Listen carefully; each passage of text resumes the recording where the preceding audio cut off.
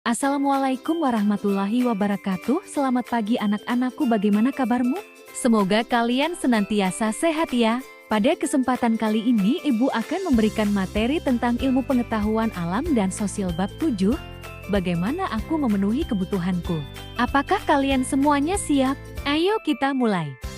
Tujuan pembelajaran pada pagi hari ini yaitu yang pertama, setelah mengamati PowerPoint peserta didik dapat menganalisis fungsi uang dengan tepat.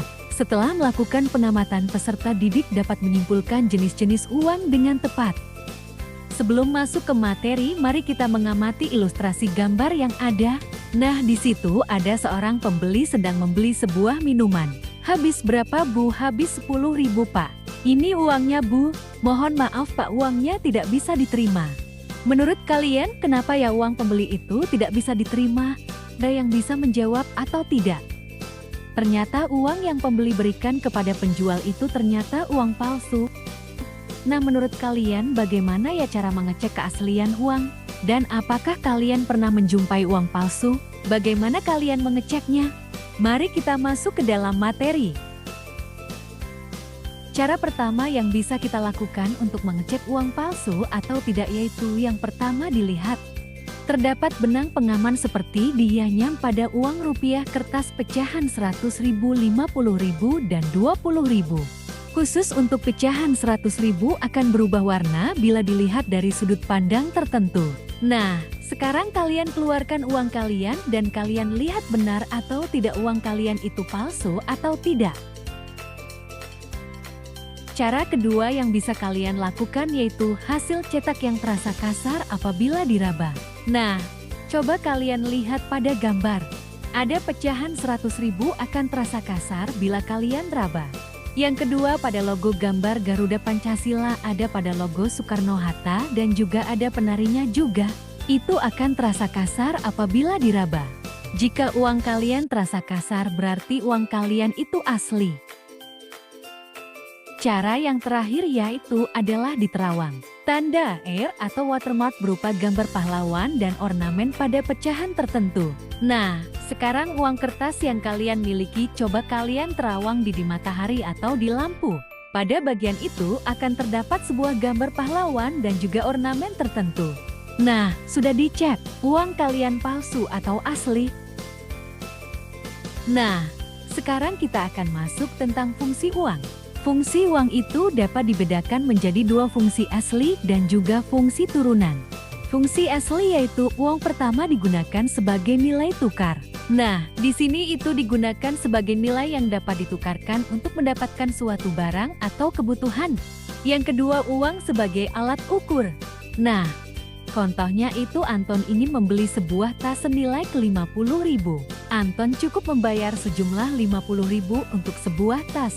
Untuk fungsi turunan ada 4 yaitu yang pertama uang sebagai alat pembayaran. Contohnya membayar pajak motor, pajak bumi. Nah, yang kedua adalah uang sebagai penunjuk harga. Contoh di supermarket dapat kita lihat harga 1 kg mangga adalah 11.500, harga pensil adalah ke-5.600. Nah, itu contoh uang sebagai penunjuk harga. Terus yang ketiga uang sebagai alat pembayaran dan yang terakhir yaitu uang sebagai alat penimbun kekayaan. Nah, sekarang kita masuk ke jenis uang. Jenis uang berdasarkan bahan pembuatannya itu ada dua uang kertas dan juga uang logam. Uang kertas dibuat agar tidak mudah robek, luntur, dan tahan terhadap air. Nah, nominalnya itu bisa kita lihat. Ada 1.000, 2.000, 5.000, 10.000, 20.000, 50.000, dan juga ke 100.000. Itu adalah uang Indonesia. Sedangkan untuk uang logam terbuat dari logam, emas, atau perak, dan nominalnya kecil seperti 100 perak, 200 perak, 500 perak, dan juga 1.000. Nah, sedangkan jenis uang berdasarkan lembaga yang menerbitkan itu ada kedua. Uang kartal dan juga uang giral. Uang kartal diterbitkan oleh Bank Sentral yaitu Bank Indonesia serta digunakan oleh seluruh rakyat Indonesia dalam bentuk logam dan kertas, contohnya uang yang sering kita gunakan sehari-hari untuk membeli di warung. Sedangkan uang giral diterbitkan oleh Bank Umum dalam bentuk cek atau biliet atau giro. Nah, contohnya seperti pada gambar. Cek dari BCA itu termasuk dari uang giral. Perbedaan uang kartal dan uang giral yaitu sebagai berikut. Uang kartal berlaku dan digunakan di seluruh lapisan masyarakat, sedangkan uang giral berlaku dan hanya digunakan di kalangan masyarakat tertentu saja. Uang kartal nominal sudah tertera dan terbatas. Sedangkan uang giral nominalnya harus ditulis lebih dahulu sesuai dengan kebutuhan, dan nominalnya tidak terbatas. Uang kartal dijamin oleh pemerintah, sedangkan uang giral hanya dijamin oleh bank yang mengeluarkan saja. Uang kartal ada kepastian pembayaran seperti yang tertera dalam nominal uang, sedangkan uang giral belum ada kepastian pembayaran dan lembaga yang mengeluarkannya. Selanjutnya yaitu jenis uang berdasarkan kawasan. Berdasarkan kawasannya, yang pertama yaitu uang lokal hanya berlaku di suatu negara tertentu saja, misalnya mata uang peso hanya dapat digunakan di negara Filipina. Yang kedua yaitu uang regional. Uang regional berlaku di suatu kawasan yang lebih luas daripada uang lokal, misalnya mata uang euro dapat digunakan untuk beberapa negara yang ada di benua Eropa seperti Jerman, Spanyol, Austria, dan lain-lain. Kemudian yang ketiga, ada uang internasional. Uang internasional berlaku di seluruh dunia sebagai standar pembayaran, contohnya US dollar.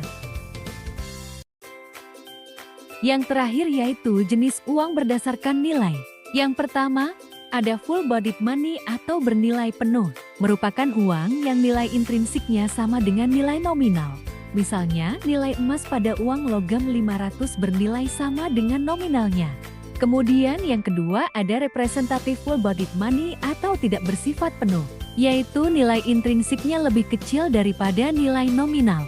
Jenis ini biasanya terdapat pada uang kertas. Nah, itu tadi kita sudah belajar tentang bagaimana aku memenuhi kebutuhanku pada bagian uang.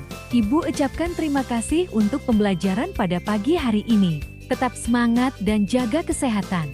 Kurang lebihnya ibu minta maaf. Wassalamualaikum warahmatullahi wabarakatuh.